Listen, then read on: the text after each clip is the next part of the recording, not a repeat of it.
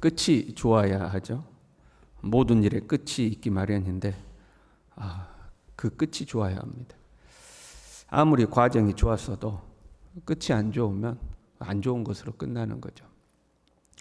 우리가 스포츠를 볼 때요, 요즘 말 중에 젖잘싸라는 말이 있어요. 졌지만 잘 싸웠다, 그런 표현이 있죠. 열심히 싸운 것에 대해서 격려하는 말이죠. 그러나 진 것은 진 거죠.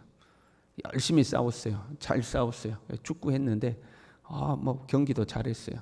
근데 결국에는 졌어요. 그러면 진 거죠. 끝이 진 거면 진 거죠. 인간관계도 그래요. 잘 지냈어요. 보니까 친하게 잘 지냈어요.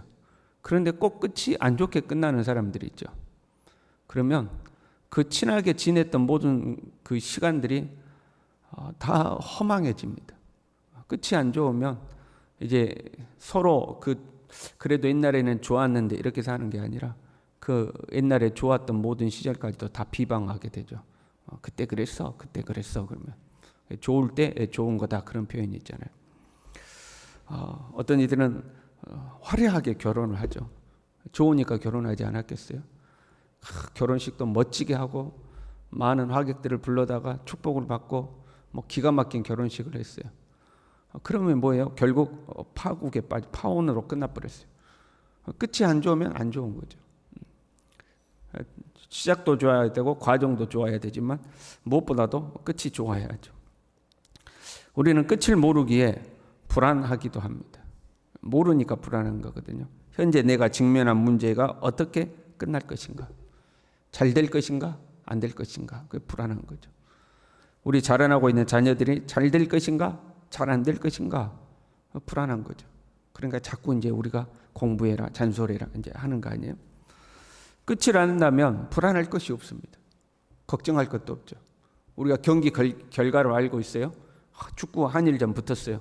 그런데 2대1로 지고 있어요. 후반 1분밖에 안 남았는데 2대1이에요. 그러면 여러분 속이 타지 않겠어요? 이대로 끝날 것인가?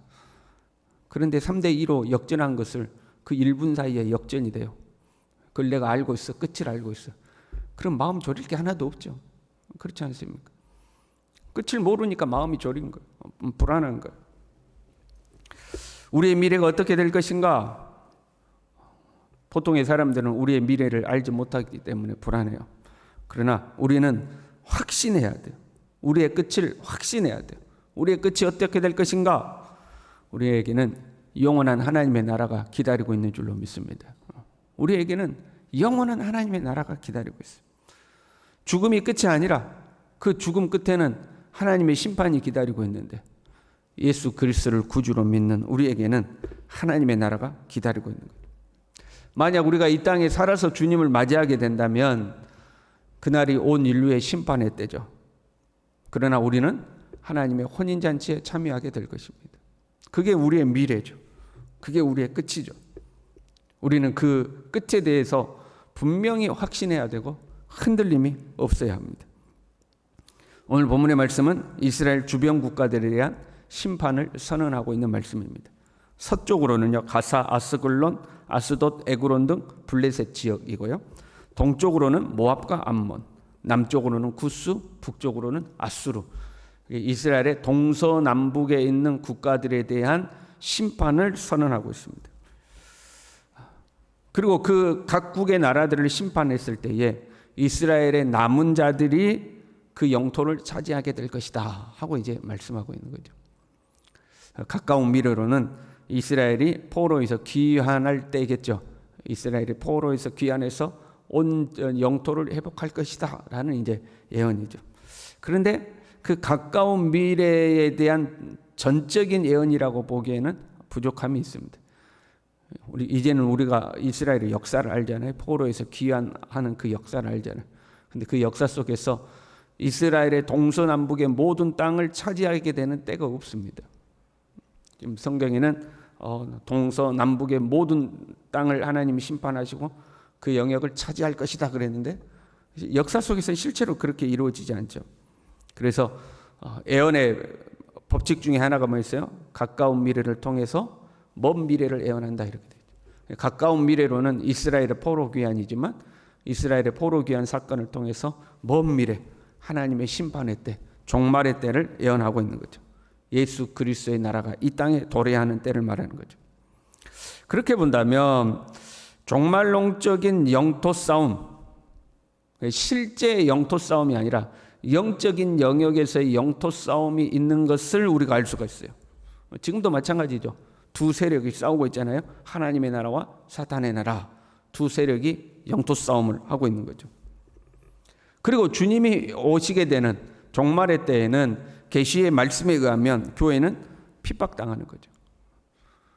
하나님의 나라가 핍박을 당하는 거요. 보면 지는 것처럼 보여요. 왜? 안팎으로 포위를 당해가지고 교회는 고난과 핍박과 환난을 당하는 거예요. 세상은 교회를 핍박하죠. 안에서도 문제가 있어요. 안팎으로 문제가 생긴 거예요. 교회 안에는 거짓 선지자들, 거짓 지도자들이 일어나서 교회가 세속화되고 교회가 분쟁하고 이 분열되는 거죠. 10절 말씀에 이런 말씀이 있어요. 만군의 여호와의 백성에 대하여 교만하여졌음이라. 그 세상이 교회를 포위를 하는 거죠. 그런데 그 세상이 만군의 여호와의 백성에 대해서 교만하여졌다. 그 뭐예요? 교회를 무시한다는 거예요. 이제 봤더니 교회 저것들 별것도 아니네. 만만하네. 이렇게 생각한다는 거죠.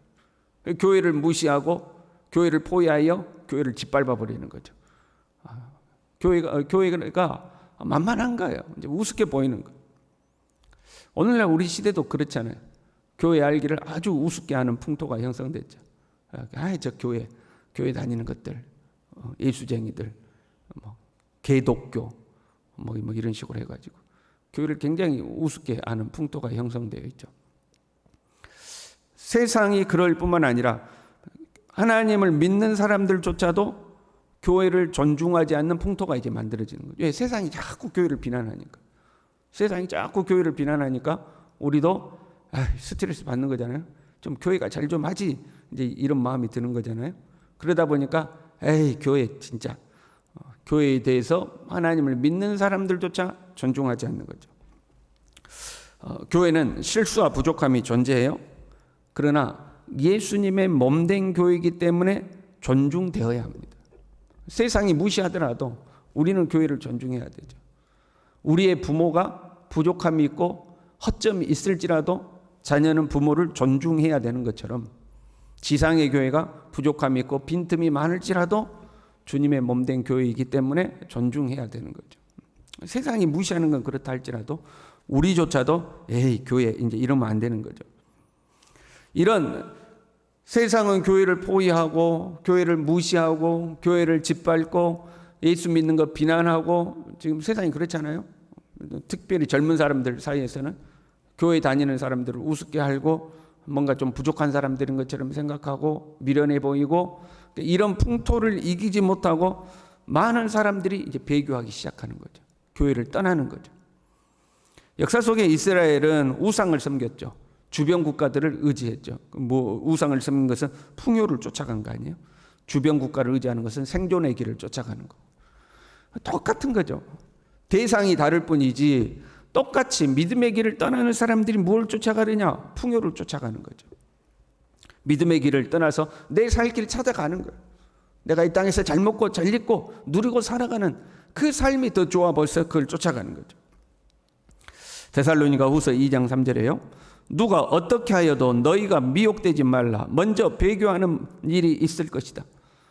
누가 예수님의 재림에 대해서 이렇다 저렇다 해도 미혹되지 말아라. 첫 번째가 뭐냐? 배교하는 일이 있다. 많은 사람들이 교회를 떠날 것이다. 많은 사람들이 믿음의 길에서 떠날 것이다. 우리가 코로나를 경험하면서 실제로 경험하잖아요. 이 코로나라는 이 작은 소동에도 믿음을 떠난 사람들이 얼마나 많이 있습니까? 그 작은 전염병, 그 전염병 하나에도 믿음을 다 버리고 신앙도 다 버리고. 그런데 예수님 다시 오실 때에 일어날 환난과 핍박 속에서는 얼마나 많은 사람들이 하나님을 떠나겠습니까? 작은 전염병 하나에도 믿음의 길을 떠나버리는데 그 작은 전염병 때문에 교회가 비난받고 신앙이 비난받을 때 꼭 교회를 가야 되나? 꼭 교회가 저렇게 해야 되나? 그리고 시험 들고 교회를 떠나잖아요. 그런데 앞으로 더 많은 핍박과 환란이 있을 때에 아마 수없이 많은 사람들이 다 믿음의 자리를 떠날 겁니다. 뿐만 아니에요. 데살로니가후서 2장 9절부터 10절에 계속 이렇게 이야기합니다. 악한 자의 나타남은 사탄의 활동을 따라 모든 능력과 표적과 거짓 기적과 불의의 모든 속임으로 멸망하는 자들에게 있으리니, 그 교회가 아니라 교회 밖에, 교회 밖 다른 어떤 곳에서 능력과 표적이 나타난다는 거예요. 교회는 비난받습니다. 교회는 무시를 당합니다. 짓밟힙니다. 교회가 꼭 저렇게 해야 되나 이런 소리나 듣고 있는데, 악한 자에 나타나면 능력과 표적과 거짓 기적으로, 요한계시록 13장에 하면 하늘에서 불을 내리는 그런 표적들이 나타난다는 거예요. 결국 요한계시록 13장 7절에요. 또 권세를 받아 성도들과 싸워 이기게 되고 결국 교회를 이긴다는 거예요. 교회가 진다는 거죠. 왜 하나님이 이렇게 하시는가? 교회의 기적과 능력이 더 많이 나타나가지고 거짓 선지자들, 불의한 자들, 세상이 막 교회를 핍박할 때 보란듯이 교회가 능력으로 일어나야 되지 않겠습니까? 그런데 오히려 교회가 완전히 포위당해가지고 무시당하고 짓밟히고 교회 밖에 더 표적과 기적이 더 많이 나타나고 성도들이 넘어지고 쓰러진다는 거예요. 왜 그렇게 하시는가? 데살로니가후서 2장 11절부터 이렇게 되어 있어요. 이러므로 하나님이 미혹의 역사를 그들에게 보내사 거짓 것을 믿게 하심은 진리를 믿지 않고 불의를 좋아하는 모든 자들로 하여금 심판을 받게 하려 하심이라. 왜 악한 자들이 표적과 기적과 막 하늘에서 불을 내리고 그 능력이 나타나도록 하나님 허락하시느냐? 그 알곡과 쭉정이를 가르는 과정이다 하는 거예요. 누가 참으로 하나님을 믿는 사람이고 누가 가짜로 믿는 사람인지 가르는 과정인 거죠. 교회가 포위당하고 무시당하고 짓밟힐 때에 교회를 떠나도록 하나님께서 배교하는 일을 허락하시는 것은 참과 거짓을 나누는 과정인 거예요. 알곡과 쭉정이를 나누는 과정인 거죠. 그런 과정을 통과하는 끝까지 남은 자들이 있을 것이다. 끝까지 남은 자들이 있을 것이다. 계시록 말씀에 의하면 음료로 더럽히지 않은 자들이 있을 것이다. 여러분, 우리가 그 남은 자가 되어야 할 줄로 믿습니다. 왜? 우리는 끝을 알잖아요. 이 영토 싸움에서 끝에는 반드시 하나님이 승리하십니다. 과정에는 엎치락 뒤치락 하는 것처럼 보여요. 교회가 오히려 패배할 것처럼 보여요. 그러나 끝은, 그 결론은 정해져 있는 거예요. 반드시 하나님이 승리하시죠. 오늘 본문의 말씀 보면 이스라엘을 둘러싸고 있는 주변 국가들에 대한 심판의 메시지가 쭉 기록되어 있는데 거기에 이스라엘의 역할이 없습니다. 너희들이 이렇게 하니까 이길 것이다. 이게 없어요. 하나님이 그렇게 하시겠다는 거예요. 우리는 뭐만 하면 되느냐? 끝까지 견디면 되는 거예요. 그러면 하나님께서 승리하시는, 이것은 하나님의 싸움인 거죠. 하나님이 승리하시죠. 그리고 그 끝까지 견디고 남은 자들에게 나의 남은 백성이 그 기업을 얻게 될 것이다. 하나님의 나라를 기업으로 받게 되는 거죠. 신앙의 순수성을 지키기가 힘든 시대가 왔어요. 그렇잖아요. 그러니까 교회 안에 존재하지만 순결하지 않은 신앙이 참 많은 시대죠. 주님 앞에 순결한 신앙, 그 신앙을 지키기가 어려운 시대고 갈수록 힘들어질 거죠. 그러나 우리는 끝이 있다는 것을 기억해야 됩니다. 반드시 끝이 찾아옵니다. 그 끝은 하나님이 승리하시는 거죠. 그럼 여러분, 답은 정해지지 않았습니까? 어느 쪽을 선택할 것입니까? 잠시 잠깐의 즐거움을 선택할 것입니까? 영원한 즐거움을 선택할 것입니까? 그러면 다 영원한 즐거움을 선택해야 되는 거 아니에요? 잠시 잠깐의 즐거움을 위하여 세상과 손을 잡고 세상으로 갔다가 영원한 형벌을 받을 것인가? 아니면 잠시의 고난을 견뎌내고 잠시의 핍박을 견뎌내고 어려움을 견뎌내고 영원한 즐거움에 참여할 것인가? 당연히 후자이지 않겠습니까? 답은 정해져 있는 거죠.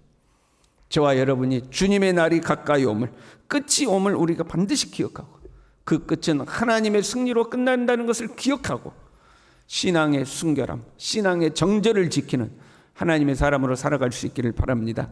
기도하겠습니다. 하나님 아버지, 잠시 잠깐의 편안함과 즐거움과 안락함을 위하여서 믿음의 좁은 길을 벗어나 버리는 어리석음을 뽐하지 아니하도록, 사방으로 우리가 우겨싸임을 당할 때가 있지만 그래도 끝까지 믿음의 길을 견디어내고 주님을 향한 우리의 신뢰를 저버리지 아니하고 끝까지 믿음의 길을 잘 걸어서 주님께서 영원한 승리를 이루어내시는 날, 주님의 그 영광의 자리에 참여하는 하나님의 사람들이 될 수 있도록 우리 모두를 붙들어 주시옵소서. 예수님의 이름으로 기도 올리옵나이다. 아멘.